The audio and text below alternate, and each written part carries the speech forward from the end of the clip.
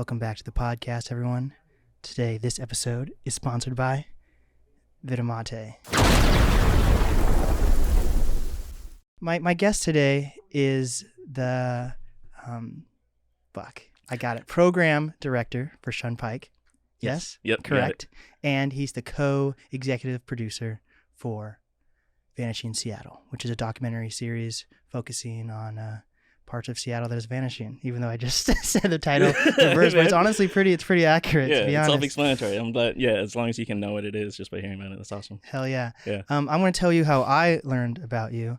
I just love how there's so many different communities in Seattle that are connected. It's just kind of wild, but basically one of my clients, Blaine Parrott, has a podcast called the That Ain't Black podcast, and he had on Avery Barnes from Tazwira. That's what's up. Yeah. And so that was, I think she got her shop last April or something around there. Yeah, in the spring. Avery hasn't been on the podcast yet, but I think of her as a friend. She has an African streetwear company and brand and storefront in Pioneer Square near the stadium. And I'm bringing Martin on to talk about honestly, I definitely want to focus on Vanishing Seattle and how much Seattle's changing, Shunpike, and how that relates and is connected with Seattle Restored, which was how Avery got her shop in downtown Seattle area. And I also want to talk about his background because he's done a lot in his life. So first off, were you born and raised here in the Seattle area? I was actually born I was born in Bremerton. Okay. I lived there until I was 3. Moved to Kirkland, so I'm an East Side boy. Hey. Yeah. Lived there until I was 18, and then I went to Evergreen State College in Olympia, and most of my adult life I've spent living in Seattle. So by this point, about half my life in Seattle. Hey, that's dope. I'm an East Side boy myself, Mercer Island. So you're Mercer Island? Yeah. Okay. Token black guy. I know, right? I was Shout the token out. Asian guy back in the day. Really? Okay. Yeah. What was that like? Because honestly, I felt, and I've said this a lot on the podcast, I seriously didn't think of racism until I turned 18 and moved off Mercer Island. Okay. Like, I genuinely, I guess looking back, you can always point out like a little subtle racism, right? But I felt that because there's a lot of assuming, but to live on the Mercer Island, you have to be pretty wealthy, right? Yeah. So with that, the assumption is everyone's kind of equal on the pay scale on Mercer Island. So I feel like people look past that and just look at who you are as a person. Yeah. So I never really felt any of that racism until because I don't live on Mercer Island anymore. Been away from there for about 3 years now. And maybe it's because I was first drawn to a genre like hip hop, and I started understanding more about like my Black culture, or maybe it's just because I've been going on tour and just learning more about the world. But how did it feel for you growing up? Did you feel like there was racism? Did you feel like that token Asian kid? I definitely felt the racism. I mean, I think for me, like being a East Asian man or Southeast Asian man, you don't get it as bad. It's not as blatant, right? You know, Asian Americans are a little more accepted into the mainstream, but there are definitely times growing up where I just felt different, be it from speaking Vietnamese with my parents in public and just, I hate to say it, but I felt shame when I was a kid, right? Because you could feel different. You could feel some people judging you. You want to be like everyone else, right? That's what the suburbs is, right? Trying to be like everyone else. And then just customs. I think the first time I went to school and had a school lunch, I didn't understand the salad bar because I'd never done anything like that. And then you'd get the things like being called Jackie Chan and Bruce Lee. Sometimes it's to your benefit. I mean, I never got in a fight growing up because I think people thought I knew martial arts, Yeah. But yeah, I mean, I think when I was younger, I didn't have a word for it fully. I couldn't fully explain what I was feeling in certain situations, why the cashier acted a certain way with me rather than someone else, or going over to a friend's house and the mom telling him, "Don't tell my husband you're Vietnamese," So yeah, I knew it was there. There's always like kind of a low hum in your life. I don't know if I have one of those big dramatic, like boom, smash, like a racist incident that just like changed my life. But yeah, it was always present. Yeah, it's a weird thing. And see, I feel like me not being Asian, I feel like I fall victim to it sometimes as well, though. that I feel like people kind of, yeah, they just block it in as like Asian or Japanese or whatever. And like, how does that feel? Like people aren't really, because it's a weird thing as a black person, you know, like the stereotype of people being brought over to America through slavery, right? Yeah. The stereotype of us not really knowing our background is kind of pretty true. I don't like, so if people just say I'm black, I'm not going to be like, actually, I'm Ethiopian versus having, I don't know if I'm Ethiopian, right? But like, Yeah. you know, like I have friends who genuinely have like moved with their families from Ethiopia. Mhm. But just as like a black American, people just box me in as being black. But how does that feel to be like just blocked in as being Asian versus actually people caring about like your Right. roots or anything? Yeah, I mean, you know, every marginalized, you know, marginalized people in the country, they have different experiences, right? Common thread with Asian Americans is just being othered. Right. You know, I mean, we're from all over the place, right? Mm-hmm. Filipino, Japanese, Vietnamese, Sri Lankan, everything. But when folks see us, it's just that's some immigrant, Right. you know, that's an alien American. So what was interesting was no one ever knew I was Vietnamese, or if they knew I was, that didn't mean anything to them, right? Mm-hmm. You know, you're just the Asian kid. You're like the one or two Asian kid at school. When I went to college, oddly enough, one of my friends who grew up in South Seattle Mm-hmm. saw my last name. She is white. And she was just like, oh, you're Viet.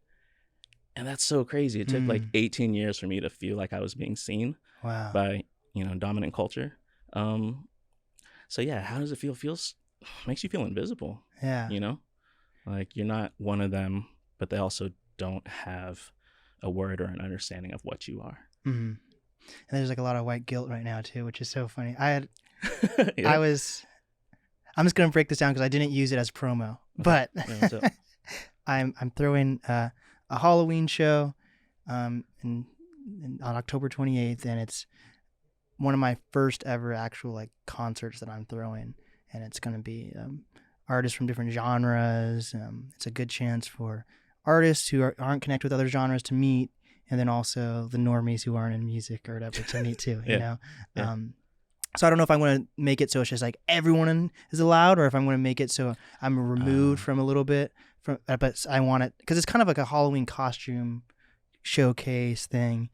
But basically, I was making this promo and I sent it to my mom. I have a close relationship with my mom, you know, and I was remaking. This is fucked, but it's kind of silly too. Oh, yeah, let me know. So I was remaking like old like horror movies for each artist I was performing, and like putting them on the cover to be silly, you know. And one of my guests, Sichi, he's Japanese American, and he wears an outfit that looks like. Have you seen You before? No. Do you know what it is though? No, what is that? Oh, You is this like.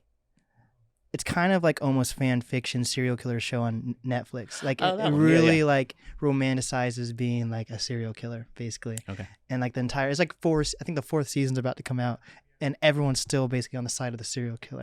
They're like, he's just hopelessly romantic and he has to kill. You know? But, he doesn't mean it. He's dreamy. But basically like I sent this to my mom. I was like, hey, do you think this is this clever? Because Sichi happens to sometimes dress like the guy from You. Okay. Right? Yeah. And so I just put the You Netflix title behind him, and then my mom's like, you know, people are going to think you're saying that guy's name is Yo or something. And I'm like, what? But then but like seriously, there's a lot of like white guilt where you see this is just a super silly take on like white guilt or like woke culture, but I almost feel like in certain instances with like with that premise that like people are over analyzing and they're becoming the racist person, being like, actually this is how you're putting You behind this Japanese American, and being like, that's the people are gonna read that as Yo. I'm like, actually mom, I think you're the only one going to read it like that. So it's funny how there is like a shift towards wanting to like overcorrect. But sometimes that overcorrection is more racist than. Yeah, I agree. I mean, you know, I won't get too specific, but I remember just talking about something like an event and how we should accommodate folks, and the conversation around it was so, I don't know how to say it, over communicative, like almost like yelling in this person's face, I see you. Yeah. That to me, I thought it would be better just to take care of the situation rather than like other someone to their face, you know? I mean, yeah, you don't got to show how sensitive you are. By showing how sensitive you are, sometimes you're showing how insensitive you are. Yeah. Yeah. Yeah. Of course, I love these opportunities that are popping up in Seattle, like Shunpike and Seattle Restored and everything like that. But also sometimes I'm like, it's cool these opportunities exist, but like, why, as a minority, do I have to like apply to these things to feel like equal or something? Like I thought we were all supposed to be equal, but like we actually have to go out of our way. Or like Blaine, shout out Blaine again, my client, That Ain't Black podcast.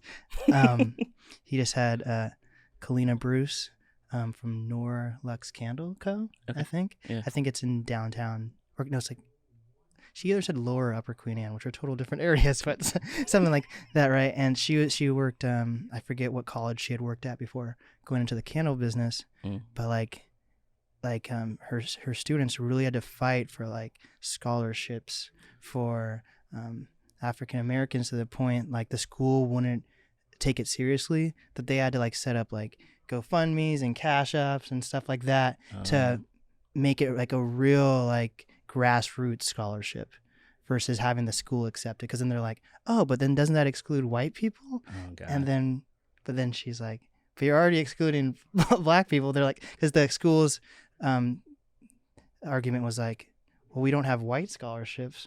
But then you're like, it's not explicitly a white scholarship. Yeah. So I don't know, it's a weird thing, like we want to be equal, but and feel equal, and I'm happy like there are programs out there like that. But isn't it like, how do you feel about that? I mean, it sucks that the playing field is like that, right? Yeah. Like, sometimes we have to create our own lane. Sometimes we have to call it out. Yeah. Right. I mean, it's like those old arguments. You ever hear those arguments where folks are like, "Why is there a BET but not a WET?" Right. Because all the other channels are WET. You know what I mean? Just because there was one Black Power Ranger and then everyone else was, you know. Yeah. Or I just don't.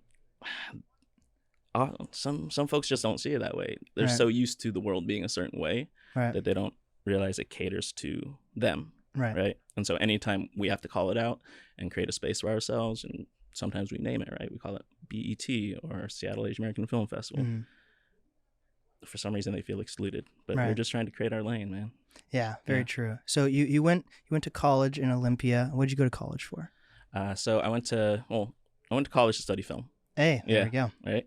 I also went to college, that specific college, the Evergreen State College, because they didn't have grades. Yeah, it was just evaluations by professors every quarter. Everything was interdisciplinary, so you would take one block program and get 16 credits. But in that class, you would get 4 credits for film, 4 credits for history, 4 credits for literature. It was a great experience. It was very white. It's very white. But it was, I mean, for a suburban kid, it's mind blowing. Just the concepts, that we talked about. Just questioning everything, the college kind of spun me out, because your beliefs are always challenged. Like, what do you believe? What do you think? Blah, blah. And then it was like, why? So more than anything, it taught me critical thinking and to just like question systems and question myself as well, and make sure that what I'm doing is right, is aligned with my values, is impacting the world in a positive way. Right. Yeah. Did you always have like a love for film growing up? Oh, for sure. Really? For sure. It was Bruce Lee, man. Yeah.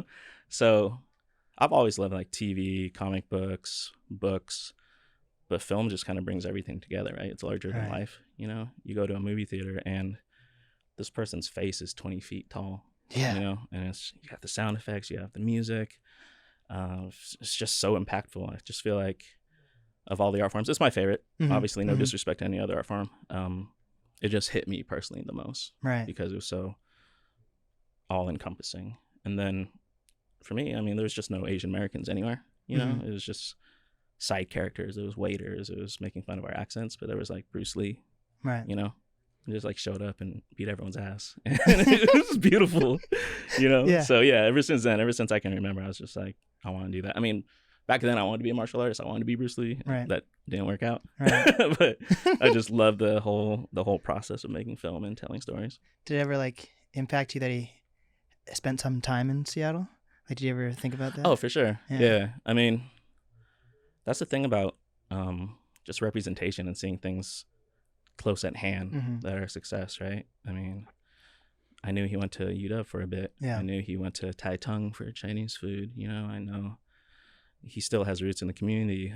It inspired me to take Jeet Kune Do later on in life, you know? So just knowing that he was on the same streets as me, breathing the same air as me, you know, made it more real and definitely like connected to me. Hell like, yeah. Are you still into like martial arts at all, or? Nah, man. No? No. It's been a long time. I mean, I took Aikido back in the day. Okay. Yeah. Do you know Aikido? My stepdad is like huge into like all different types of martial arts. He he went through like a 15-year journey of just trying all these different types. And now I think he's definitely landed on like jujitsu as his main thing now. That's a good one. Yeah. Especially as you get older. Like yeah. When I was younger, I mean, I wanted to take the high flying martial arts, but my parents wanted me to take something kinder. Right. So Aikido is all about the flow of energy and movement and defensive. So I took Aikido for a few years, kind of fell off that when I hit high school, and then took a little bit of Jeet Kune Do like right after college. But yeah, I never kept it up. I really should have. Yeah, that's what I'm trying to figure out. I need to find, because I also realize I've been having a lot of epiphanies lately. Good. And I realize that I like to be in shape, but I also don't want to think that I have to like work out. So like if it's like tennis or basketball or whatever, that's fine. But like I hate being like, oh, I actually have to like lift weights or something. I think it's always easier when it's purposeful. Yeah. You know? Just like lifting weights just it feels so weird, or running on a treadmill for no purpose. You just kind of feel like a rat, right? Yeah. But times when I've had a goal, you know, like I want to run this half marathon, which I've only done once. I'll never do again. It was very painful, but it got me in shape, right? Because there was a goal. You know, there was a reason for it. It wasn't just, thinking I have to be in shape or just the way you look or whatnot, right? Like that's a good point. That's actually it. I like it because there's an automatic goal when you're doing a sport, you know, because you're like, I'm going to win. There's a competition versus like, I guess after lifting weights, you might feel like some energy. You're like, wow, I did that. But like, the goal is like months down the road when you actually see the, I guess I like instant gratification. I get it, man. So do I. So did you go to school for a specific type of film? Was it what do you say? Documentarian? Documentary film. Documentary film. No, I mean, honestly, my grades weren't that great. So of all the schools I thought of that had film programs, Evergreen was nearby. It was a state school. I could afford it. But what's interesting is Evergreen focused on documentary film and experimental film. Okay. So I showed up there with a real narrative mindset, you know, just wanting to do fiction. And me and my friends, who I still work with to this day, we just kind of retrofit our ideas into, say, experimental film, you know? Got it. What counts as experimental film? Dang, that's so funny. That is so hard to define, right?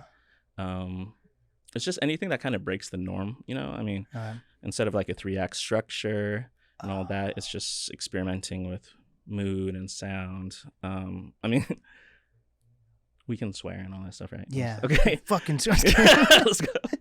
Yeah. No, man. I remember one time in class, we were watching this experimental film. It was 20 minutes long, a single shot.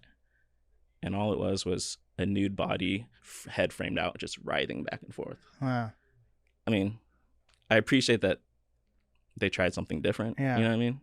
It's not my cup of tea. Yeah. But that's kind of experimental film, right? Like, what about the new Dahmer series? Oh, dang. Have you seen that? I won't watch that. It's pretty fucked up. Is it? But like, what makes it more intense is there's no music the entire time. Oh, are you serious? Yeah. So that's what makes it more suspenseful. Okay. So does that count? Well, like, what makes something experiment? It's that's true. That's kind of like Dogma 95. You know that one? Yeah. That's kind of like a Dogma 95. Okay. I think it's just kind of breaking out of the norms. You know, just anytime you take Okay. the accepted structure and do something completely different. So like And a modern black and white movie would be experimental, or I would say it's more, in my experience, and I'm probably completely off. I feel like experimental film is more really out of experiential. the box? Okay. You know, you can't say the hero went here, did that, learned Okay. this. It's more, you know, it's just playing with sound and movement and different ideas, and it's almost more like poetry Okay. in a way. It's got Okay. a little less structure than a screenplay. Okay. Yeah. I get it. Yeah. Got it.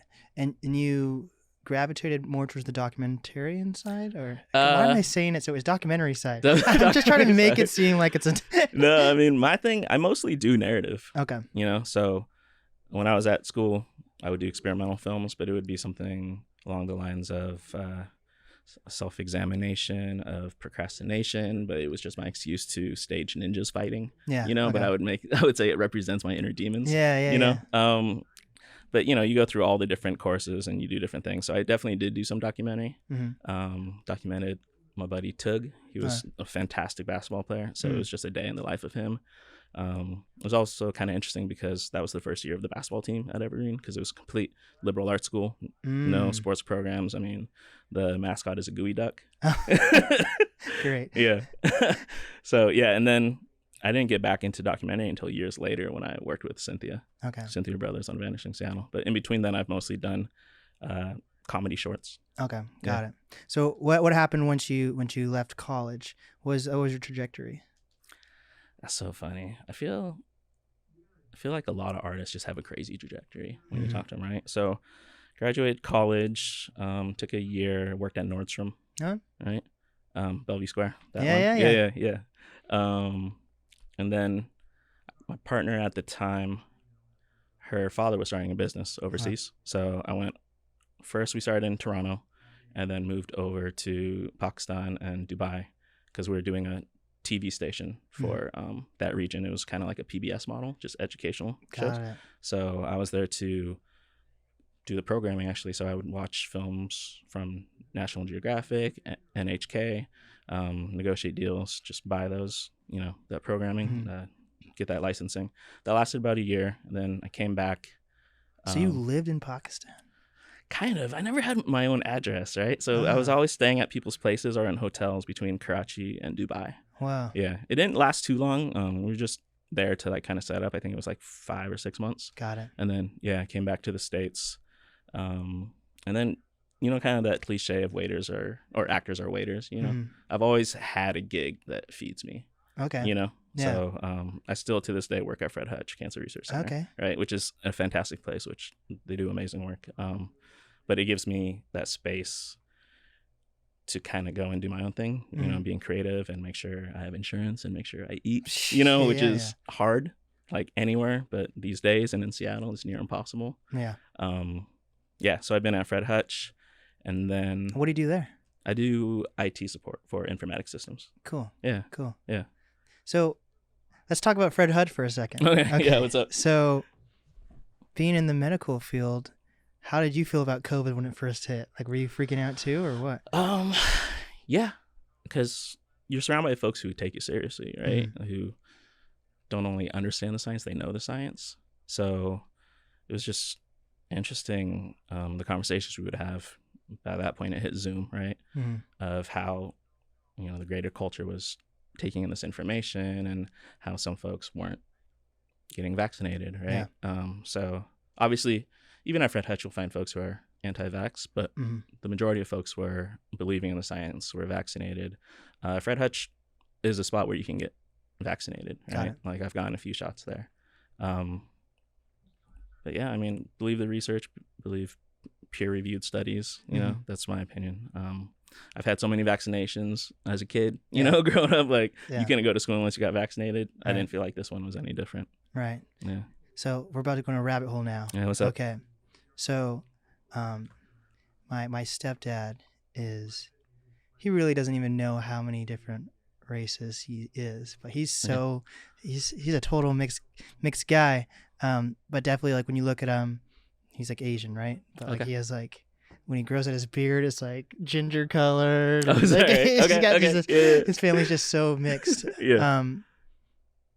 you know, like we would have lots of conversations about like how black people were treated during the pandemic with George Floyd and everything. Mm-hmm. And then he would be like, yeah, Blake, but no one's talking about like how Asian people are treated, or how like if he's going to the grocery store, like people would literally like stare at him during COVID and things like that. You know, and then we started having like videos popping up of people getting attacked. And then like when I was in LA, there was like just gigantic billboards of like stop Asian hate and things like that. And how did COVID affect you that way, like personally? Sure. It's kind of interesting, just folks in my community being afraid to go out, even in their own community, because obviously, I mean, there were attacks in the CID, right? I mean, again, though, like after Trump got elected, or you know, all this Asian hate because of COVID, I either don't feel it personally or I get away with it, because the folks who attack, you know, Asian Americans or black folks because of effed up reasons, they're cowards, right? You know, so almost all the personal stories I got of, you know, someone yelled at me or someone attacked me, it was almost always from an Asian woman by herself. You know? Yeah. So it's just they pick off who they think they can bully. Right. So for me, I don't know, I think my shaved head makes me look tougher than I am. You know what I mean? So I never get it personally. I never get someone yelling at me like, you know, get out of my country, whatever. But I'll just go and meet a friend for lunch and they'll be like, this happened to me. You know, I got off the bus and this guy yelled this, or this guy grabbed me and stuff like that. So like, yeah, on a communal level, it hurts and it sucks. And I can't stand seeing people I care for and just anyone being treated that way. Yeah. Knock on wood, I've been lucky to not be cornered into that. Yeah. But yeah, it's terrible. I feel like that almost puts us like in the same boat where, like, of course, like I said, when I left Mercer Island, I experienced a lot of like way more subtle racism or certain racism, but I never felt like, yeah, it's bad, but I never felt like it traumatized me, right? But like, of course, I have tons of friends who have been traumatized, and it's almost, when you're not the one that's completely being like the victim and being like, or it hurts you on a deeper level, I almost feel like it's then you're, I don't know if obligation is the right word, but then that's giving you the opportunity to tell their story. Yeah. And be the one that can make a change or something. You know what I mean? So it's kind of weird where if you're not the one being attacked, it's almost like you have a weight on your shoulder too, especially if people are coming to you and expressing this.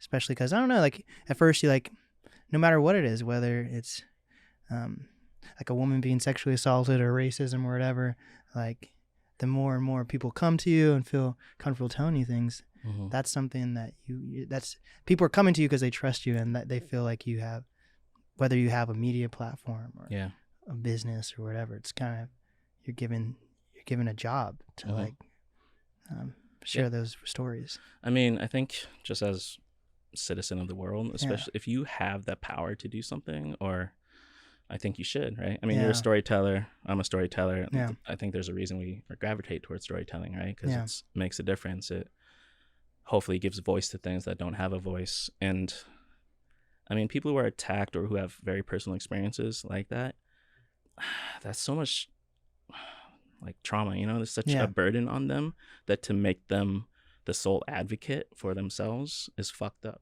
Right, you know? right. I mean, that's where as a friend or a human being or as a colleague or whatever, you should step up and try to advocate for them. Yeah. It's a weird thing, like who you can, for a podcast, for what I do, it's like also like me always figuring out if I'm giving the right person a platform, or if I do give someone a platform, right?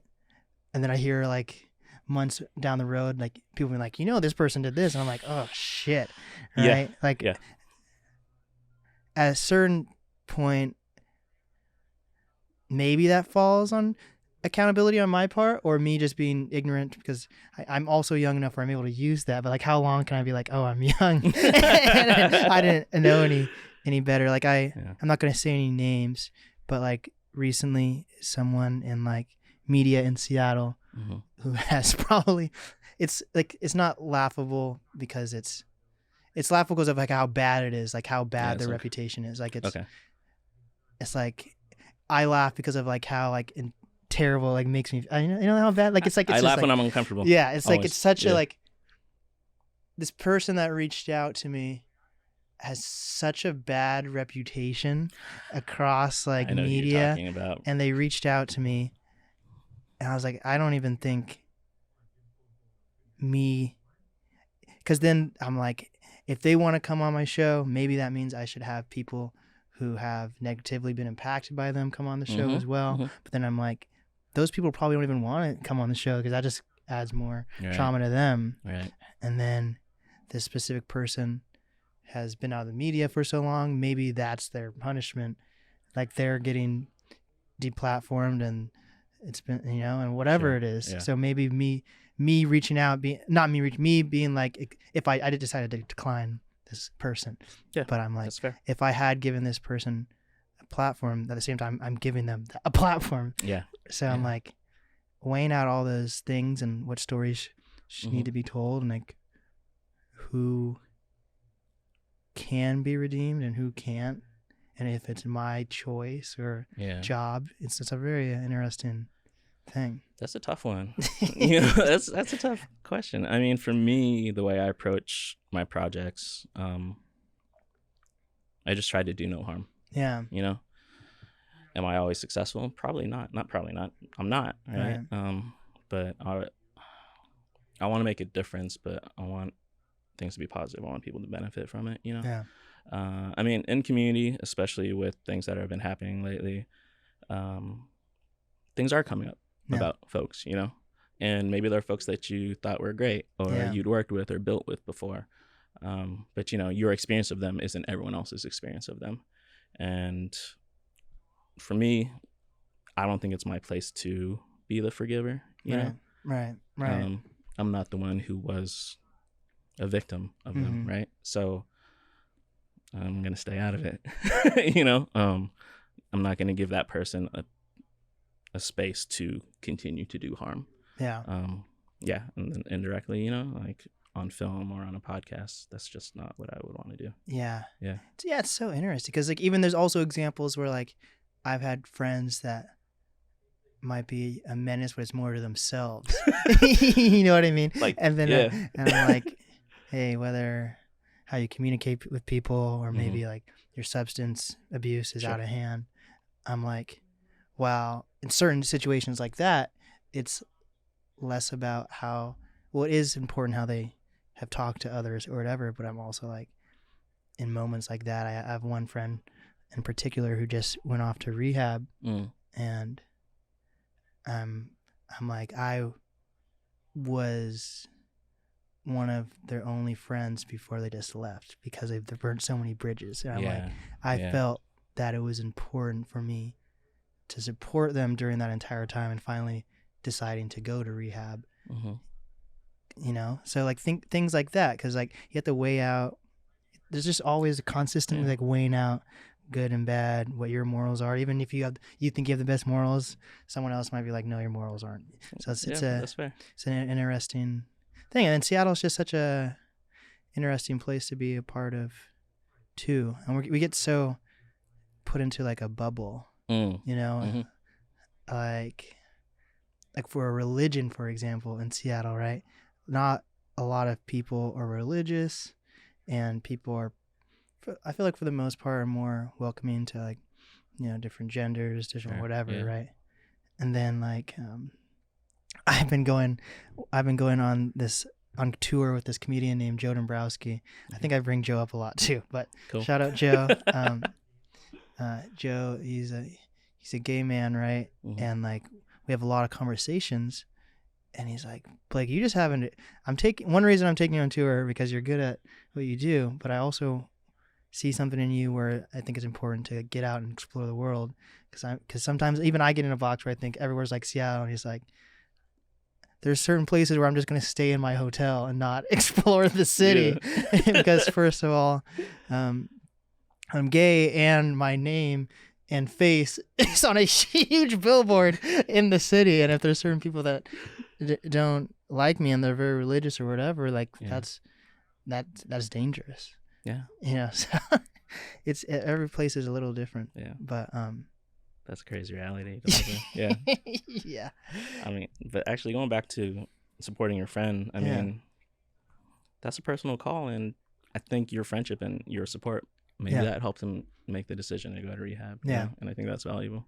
Yeah. You know, I mean, we don't always make our own personal, like the best decisions for ourselves. So I would hate for my people to abandon me if I'm struggling, especially if it's something that has to do with self-harm. So I think it's great that you were there for him. Yeah. Community is very important. Seattle's very weird, music-wise at least. It's a very, what do you really think about Seattle? Seattle's a very like hush hush. When they see something bad, a lot of people don't say it, and that just kind of throws me off so much. So that's why I gotta build my own community and build with other people like you or whoever. Yeah. You know, it's just kind of crazy for like how liberal we are in some ways, but a lot of things we just rather not openly discuss. Yeah, I mean, I love Seattle, obviously, you know, because of my friends, my community, my family. We're a little weird here, man. I mean, I don't think people always say what they mean or they think, you know? I think sometimes people mistake Seattle kindness. I mean, it's politeness. Yeah. We're polite. Yeah. You know, we hold on to those social norms and mores, but, you know, you may be a raging asshole inside, but you're so polite to someone, you know, to their face. So I'd rather people just be straight up. Yeah. You know? Yeah. 100%. Okay. That was our rabbit hole. Now let's get back. That's real. One of many. So that's fine, man. So you started working at Fred Hutchinson, and what were the steps from there? You graduated and all that. Yeah, steps from there is growing up in Kirkland. I mean, there was a time when, you know, I was the only Asian kid in my grade. Yeah. And then the closest Asian to me was a grade above or below, and that was literally a cousin. Right? So I've always, besides family, I never really felt like I had a sense of community.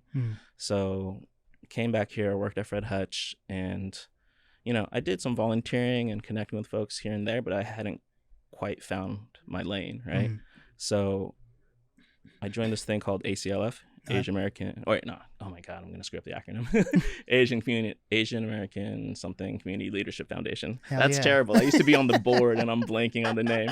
ACLF for short. Okay. So it was based in CID. It was meant to foster Asian American leadership and community, right? So a couple of folks who I really respected went through that. Uma Rao, Alan Vu, great folks in community, amazing. Alan used to do resident media, hip hop promotions. Uma still is in the nonprofit world, works as a consultant.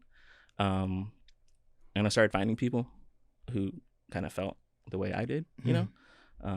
Started calling us Asians who give a shit, right? So I went through that program, and that was a good way to just connect with folks. I really didn't have many Asian American folks in my life. Like my education, my social circles were mostly white, right? And so I got into that scene, and then I forget who it was, but someone in that network, they're like, I know you do film, Martin. There's some folks doing the Seattle Asian American Film Festival. They're going to start it. You should talk to them. I'm like, oh shit. I didn't even know it existed because it didn't exist. It was a festival that lived in the 80s, and then it died, and then it came back as Northwest Asian American Film Festival. Lasted for about 5 years, then went away for 5 years. It basically it was all volunteer run. So if the founder, if their life changed, you know, it would kind of go away. So I plugged in. I was just like, I shot them my reel. I'm like, can I help in any way? They're like, hell yeah. You know, so Kevin Bang, Vanessa Al, shout out to them to bring that back, and in a lot of ways setting me on my new life path. So I joined them, did all sorts of things. Like I was a projectionist, I was a community liaison, grant writer, but we all did that, right? And so honestly, at that point, I was kind of lost. I'll be real. I've suffered with depression most of my life, you know, so I wasn't really creating, you know. But I shot a promo for SAF, Seattle Asian American Film Festival. And then we had the first one at Wing Luke Museum. And I met folks who looked like me who were making films, you know. And it just jump-started me. It made me start making stuff again, you know. It made me branch out and help people make stuff. You know, I helped produce different projects. And then when the two founders, Kevin and Vanessa, they were at points in their lives where they couldn't carry it on. I that's when I stepped in and took over as co-director of the film festival. So I did that for like 3 or 4 years. Loved it. Taught me how to run events, connect with community, elevate different voices. Yeah, and so from there, through that whole time, I was making short films, and then I hooked up with Shunpike. So Shunpike is actually the fiscal sponsor for Seattle Asian American Film Festival. Got it. And how long has Shunpike been around? Dang, 20 years. Oh, wow. Yeah, Okay. or I guess 21.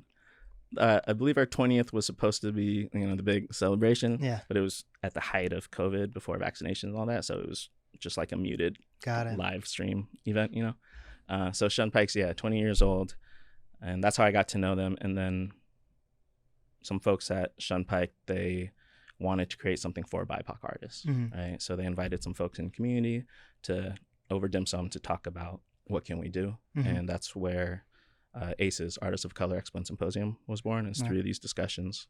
And then, a few years later, I saw that there was a job opening to be the coordinator for that, project. And then I hopped on. And so I guess that was like 2019. And just been with Shunpike ever since. So was Shunpike focused on Asian Americans, or what was that like? Oh, no. So, it's the focus is BIPOC. Okay, just in general. Yeah, Got in it. general.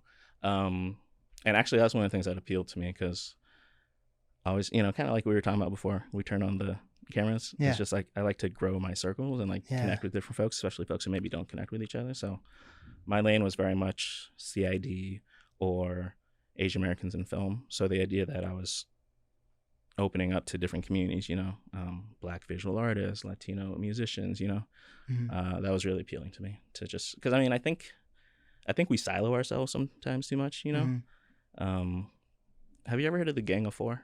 Okay. Oh wait, is that the thing? With like Uncle Bob and... Oh wait, no. Okay. Uncle Bob. Yeah, there were these community activists in the 70s. A lot of it was brought about when the kingdom was coming, and they were just, projects like that oftentimes just bulldoze ethnic communities, So folks came together and started protesting, but it was leaders. But break down what people might not know the Kingdom is. Oh, shoot. Okay. Yeah. Dang. That's right. Kingdom is a stadium where the Mariners used to play, right? And it came up in the 70s. So it was cool. I have memories of going there. But, eventually it got torn down, and that's how we got, what is it called now? That's why we have T-Mobile and Lumen Field. Is that their sponsors now? Yeah. So it's kind of in the same area. Got it. But, there used to be nothing there, right? Well, not nothing there. There was an Asian American community there, right? So you always have to, when you got to build something like that, someone gets moved out, right? Oh, that's... Yeah. Because I guess T-Mobile and... It's not so... Wait, Safeco. Yeah, T-Mobile and Lumen are pretty close to the international district. Yeah. Wow, I never really thought about how that... Yeah. Whoa. Yeah, no, that's good history. You should look it up. Yeah. Whoa. But yeah, that was one of many things back then. Just folks were, shit wasn't right. You had to protest. You had to make changes. So, dang, my ADHD is coming up. I'm blanking on the names. But the Gang of Four was like these 4 activists in Seattle. Uncle Bob was one of them. Bernie White Bear, Gossett, and apologize, I'm forgetting the last person.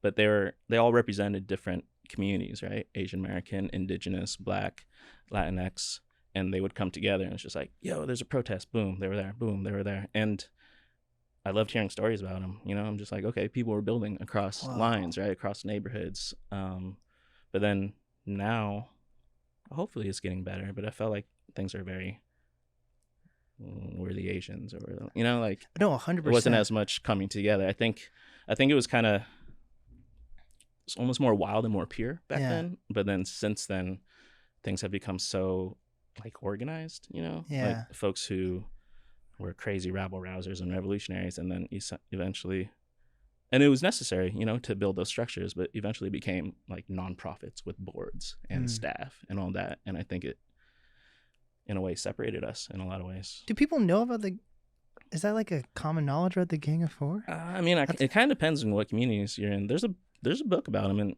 you can look them up on Wiki. It's important. That's just so... I don't know. Yeah. It's just so weird how there's like so many like resources and things and available in Seattle, and like a lot of people that can and should be using don't even know about it or even know about the history. Yeah. No. What was it? What the Yeah, heck? they just built a lot of stuff and created spaces for everyone. Like, Are there any El like Centro El came from the Centro? folks. El Centro de la Raza. What's that? It's a community space up in Beacon Hill. Okay. Yeah. It hosts a lot of Latinx events and support. Okay. So the founder was part of Gang of Four. Gotcha. I've been working with Beacon Arts lately and doing cool. audio engineering for like their live like what was it?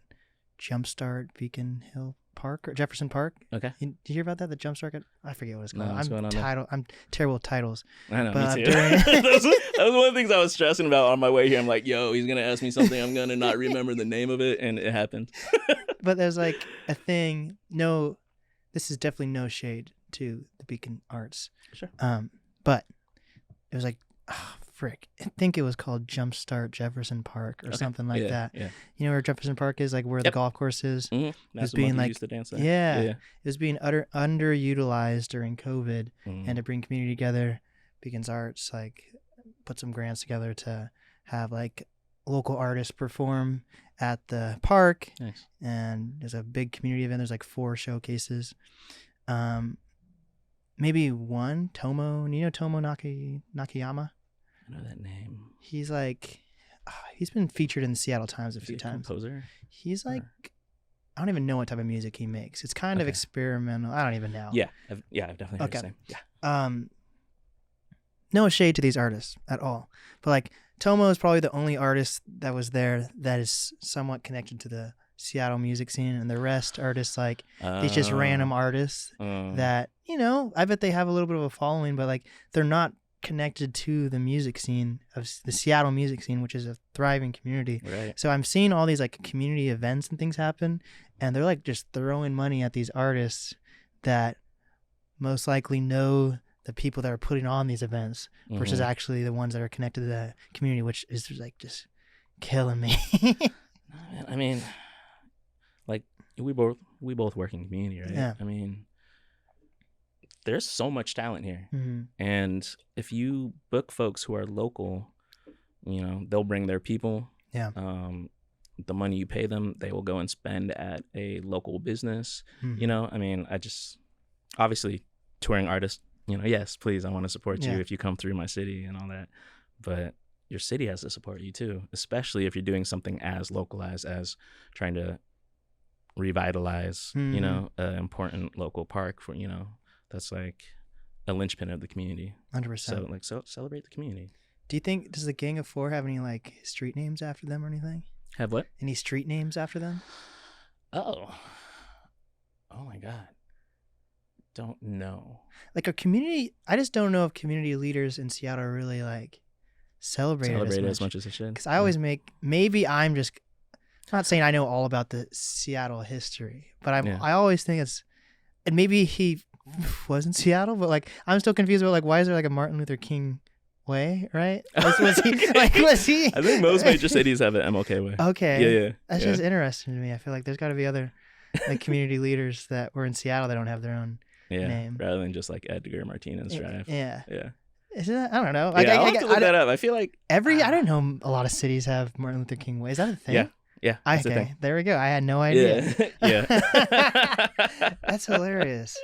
Yeah, it's very common. I don't know the history of it. I don't know if it all kind of started happening at the same time. But I mean, MLK here, it used to be called, I want to say the road was called Empire. It had a different name. I don't know when it changed, but yeah. Interesting. Yeah. Okay. So Shunpike is involved with Seattle Restored, right? Yes. Yeah.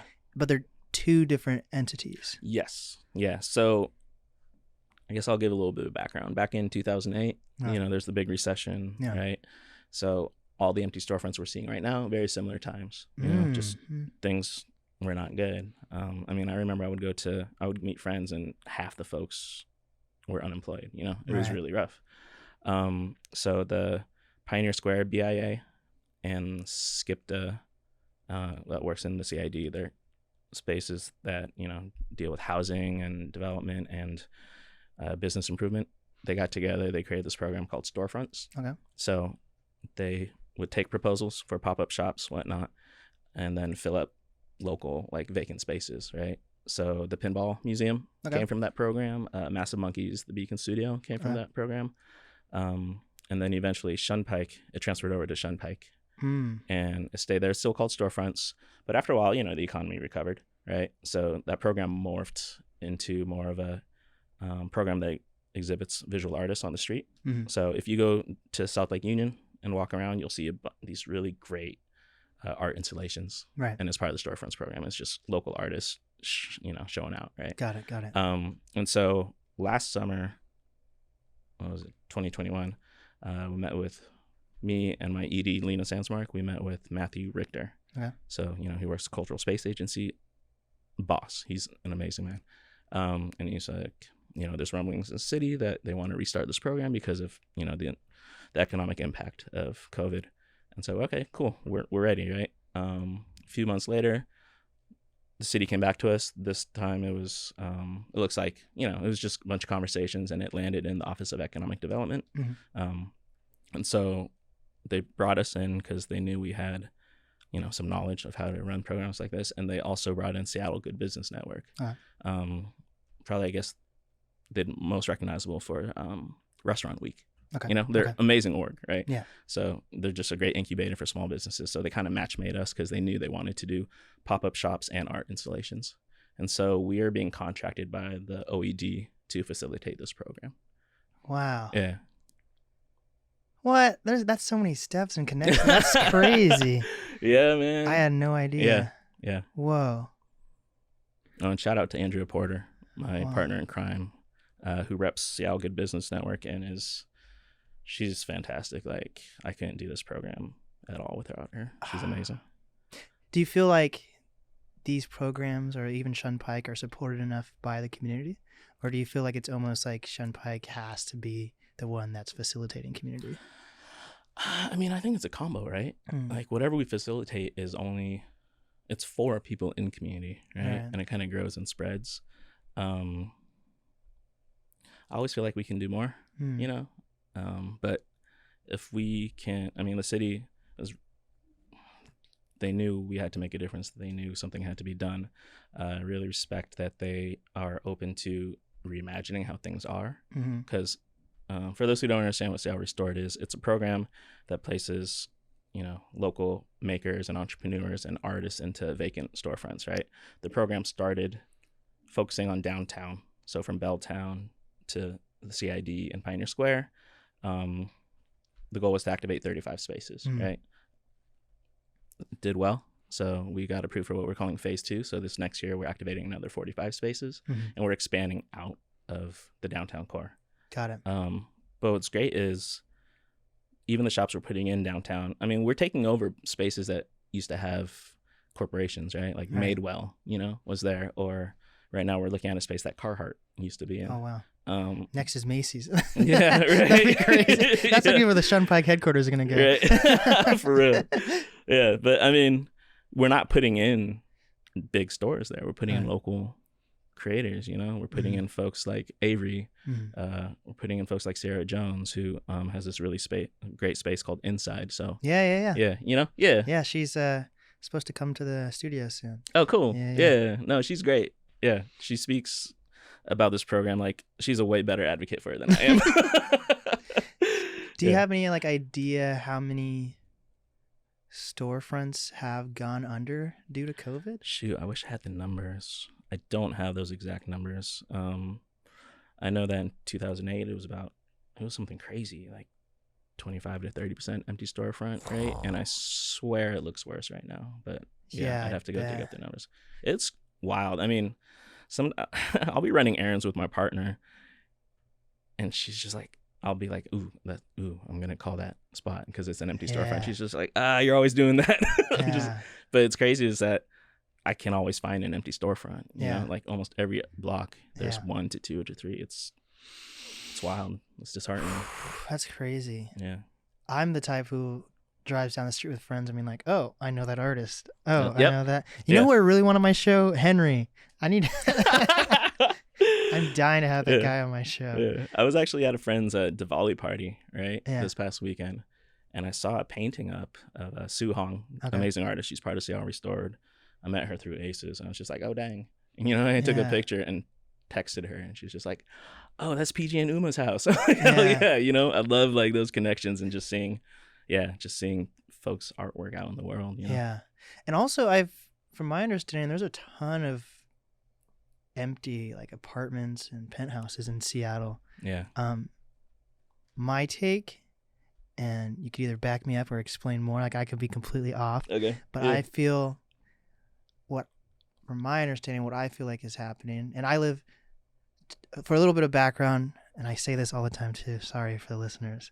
I live in Snohomish now, right? Okay. Yeah. The closest city to me is Monroe, because I live in the woods part of Snohomish.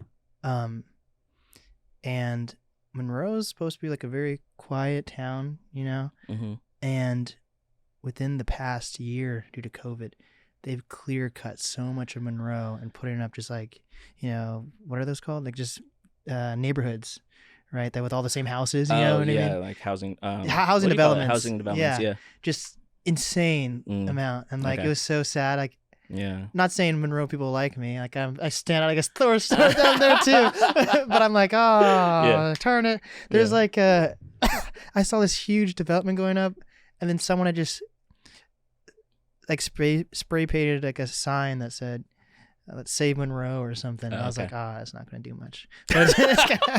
But it's crazy because why that's happening is because of the tech companies going up in Everett, right? And that's not like Monroe to Everett. Sheesh, that's a walk in the park. Yeah. My commute to Seattle, that's about an hour, but I kind of enjoy it because it gets me like ready for interviews and stuff. I'm listening to people's podcasts or music, so honestly, I feel like I'm productive in that ride, so I enjoy it. Huge. But from my understanding, or how I could be completely off, but it seems like with all the tech jobs in Seattle, it's raising the price of everything. Yep. And then a lot of people who are Seattleites are getting born and raised Seattleites are getting pushed further and further out of Seattle because they can't really afford the rent or whatever. Yeah. So that's why I think maybe that's a lot of these apartments and storefronts and everything are going out of business or empty, but I could be wrong. Yeah, I mean, in terms of housing, for sure. I mean, the CD has changed even in my lifetime. Yeah. I'm going to butcher the numbers, but I think it went from, back in the day, I think like 50s, 60s, it was a 70% black neighborhood. And then nowadays, I believe it's as low as like 15 to 18% black. Wow. Right?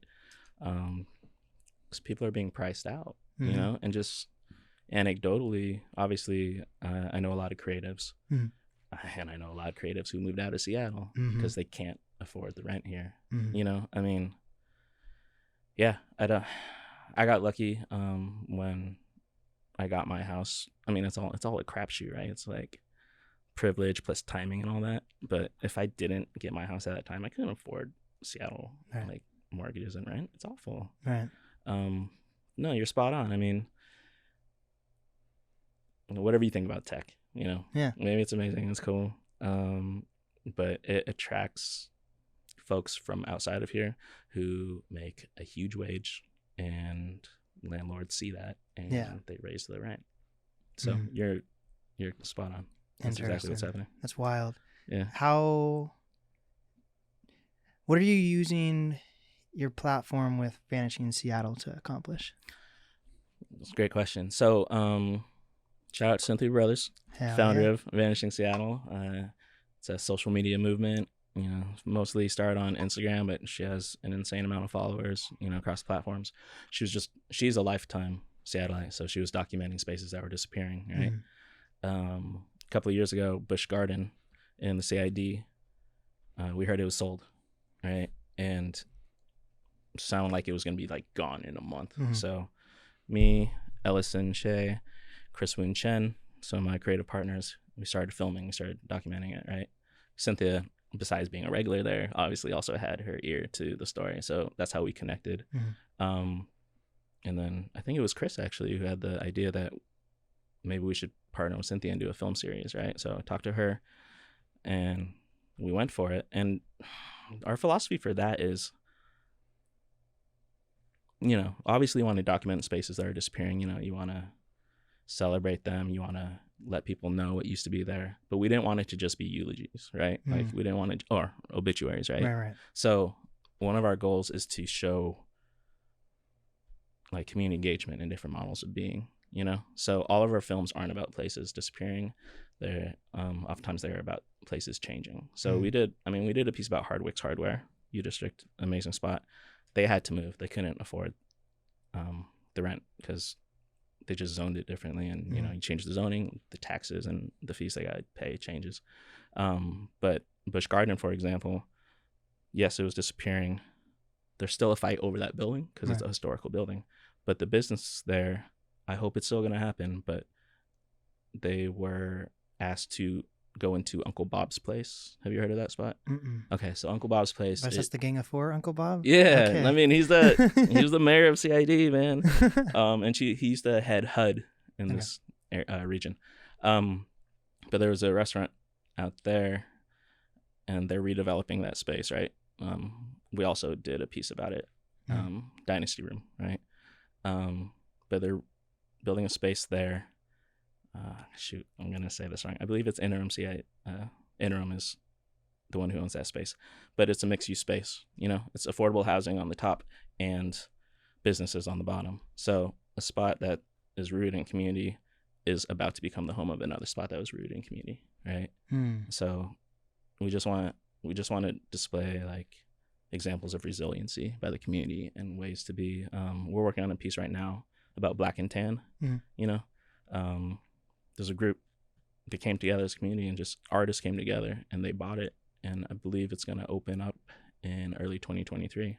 Wow. But that's like a historical space that could have very easily disappeared and been sold to a developer, but the community made it happen. So that's, we have these tenets, right?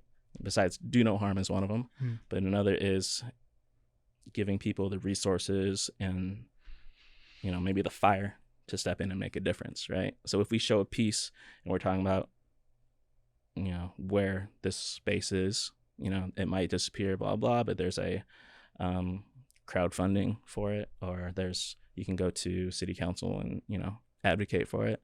We try to get folks to, fight for it. So what do you guys, with Seattle Restored, I feel like I've seen a few spaces be like vandalized and things like that. Like, how do we prevent that? Or is that the homelessness population, or is it like who? I guess you can't really pinpoint exactly who's doing that, but it's. I feel like there are, even if people have money to buy a space in downtown Seattle or whatever, I feel like people are kind of weary of it because of the homelessness situation. Yeah. Like, how do you think of that from like a community standpoint? I mean, that's a tough one, right? Yeah. I mean, it opens up such a bigger can of worms. People can be wary of going downtown because of concerns about crime or the unhoused population. But it's like, why is that happening, right? What policies are in place? What's creating those situations where folks don't have a space traditionally, a traditional home. But at the same time, I mean, I have to be sensitive to folks' interest or concerns, right? Right.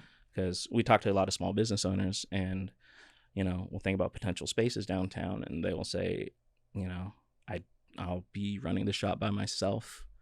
I don't feel safe here. Yeah. I think one of our approaches is to activate areas as much as we can, So there's a block up in Belltown where we are activating 2 spaces on one side of the street. And actually after this podcast, I'm going to meet landlords from across the street, So if we can get 4 brand new shops on the same block, and have them look out for each other and support each other and just attract people places, I think that'll really improve, like the environment for everybody. And, just the whole idea, shit goes down in the shadows, right? Right. So if you're on a block and like every store is closed and no one's there, Yeah, someone who wants to break a window is going to come break a window, you know. Right. Someone who wants to tag something is going to come tag it because no one's watching. Yeah, it's also kind of tough seeing. It's not just like storefronts being empty, even storefronts that are still going, there's broken windows, Right. you know. Even I don't know which direction you came from in Came from University south, District. yeah. There's so many. Just walking up to this studio, there's so many like windows that are currently Yeah. like businesses that are like restaurants and stuff that are open. They're just windows are broken. It's Yeah. kind of wild. Well, yeah, but I mean, yeah, if you create beauty and you create life in a space, you know, I think it makes everything better. I mean, for example, we had art installations in the old Macy's a couple of years ago, right? And just right when COVID hit. And obviously there was a lot of civil unrest at that time, you know, for good reason. But those windows weren't being smashed. Right. You know, like the windows around them were being smashed, but the ones that had an artist's name and their amazing artwork was being left alone, you know? And if we can do that for more of the city, you know, if we can just help support like civic pride, you know, that's kind of the goal. Yeah, it's also weird how like I really don't know if segregation's the right word, but how different people are in Seattle versus Bellevue, even. Very different. You know, very like different. literally like Bellevue's like the whole mall is basically made out of glass, and they're not thinking about anything that's going to happen. And then COVID hits and the protests happen, and like people just basically walk into Bellevue Mall or whatever. Yeah. You know, so I think that definitely frightened a lot of people. But it's just crazy. Like when you're in Seattle, there's codes on everything. When you're in Bellevue, like even like houses are. This is not to promote, but like a lot of houses on the suburban stand. A lot of houses on the east side, like people literally like keep their doors unlocked, and they won't even think of having what is it called, barred windows or anything like that. So it's or like where I grew up on Mercer Island, if a homeless person or whichever, I'm open to whatever the way people say. Sure. Houseless, is that, or whichever? Because you said unhoused. I'll say unhoused. Okay. I mean, I still struggle with language. Okay. I don't always know how to say the right thing. But like on Mercer Island, if there's someone without a house or homeless or houseless on the island, one call, a police officer will pick that person up and take them off the island. Things like that. So it's just crazy how different parts of, or even in Seattle, like how things are set up, and like or like how school districts are set up in Seattle and everything like that. Yeah. I mean, I can't speak. Purposeful segregation, right? Yeah. Like suburbs were created by white flight. They were created by auto and gas industries wanting folks to spend money. Yeah. And so, I mean, that's a long history of gentrification, right? They will leave undesirable spaces for people of color. You know, that's how Central District and CID came about. But then when it becomes desirable for whatever reason, because it's close to the Amazon campus, then you're out. It's crazy. Yeah. Yes. And I mean, the history of redlining in the city. Like, it may not be as official, but it persists. You know? 100%. I was driving through Redmond this past weekend. Why was I in Redmond? That was odd. Oh, I was bringing my dog to the Merrimore Park. That's a great park. Right? It's sick. It's sick. But yeah, I was driving through Redmond and I saw an unhoused person. I was just like, wow, that's rare. I've never, in my entire life, I'd never seen that before. So in a way, actually, that maybe kind of shows how tough times have been. Yes. That the neighborhoods that are traditionally insulated or standoffish toward, the greater reality are having to face that reality. Yeah. Do you think psychologically, is there an impact on like a customer or community if you have a space like this where there's businesses that you don't see versus like a storefront where you can literally just walk up to the door? Do you think does that affect business or community or anything like that? I think so. I mean, for our program, we're only doing ground level shops because there's something about the visual, right? Like going by and seeing artwork in a window or going by and seeing people eat in a restaurant, which it's attractive. It's like an advertisement to come into the space. It's welcoming. You should see what's happening in here. So yeah, I think definitely making sure ground level shops, it's visible and anyone walking by can see what's happening. Because word spreads. I think when we want to engage in something, I think most people learn about it or do things for two reasons: either word of mouth or social media. Right. Nothing beats your best friend saying, "I saw this amazing restaurant. I was just wandering around the neighborhood." Yeah, 100%. Yeah. So what's next for you? What's next for Shunpike? Okay. What's next for Shunpike? Still knocking out Sal Restored. Still working on that. Working on activating 45 more spaces in the next calendar year. We just accepted a few more applicants. The turnout was amazing. The applications were amazing. So just pulling those together, still sourcing more spaces. So, hit me up if you know of a commercial space that needs folks, especially if it's outside of the downtown core, because we want to spread it out.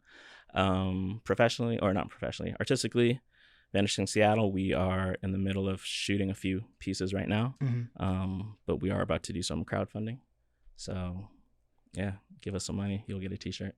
Hell yeah. Yeah, and we'll try to tell more stories and help more artists and spaces in Seattle. Awesome. What is some final advice that you have for up-and-coming artists, creators, influencers, business owners? That's a great question.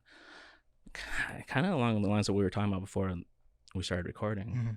When I was younger, I didn't understand the importance of community, because community gives you so much, but you can also give community so much, right? This person you meet for this is going to be your DP down the line, this grant that you facilitated, you're going to apply for it down, just meet people, build connections, build your network, and just know you're not alone, right? Even if your artistic practice is alone, you're not alone. So let's just raise each other up. 100%. What is the easiest way to reach you, and what's the easiest way to reach Shunpike? Sure. Easiest way to reach Shunpike, go to our website, www.shunpike.org. It's probably easier to find us on Instagram. So, yeah. And then easiest way to reach me, what is it? What's funny is I work with artists and I help them self-promote, but I'm terrible at self-promoting myself. So you can find me on Instagram, East by Northwest, or you can just email me at Shunpike. There we go. Yeah. This is the NAST podcast with... Thank you for having me. You're supposed to say your name. Oh, Martin Tran. Oh, wait. This is the NAST podcast with... Martin Tran. And we did it.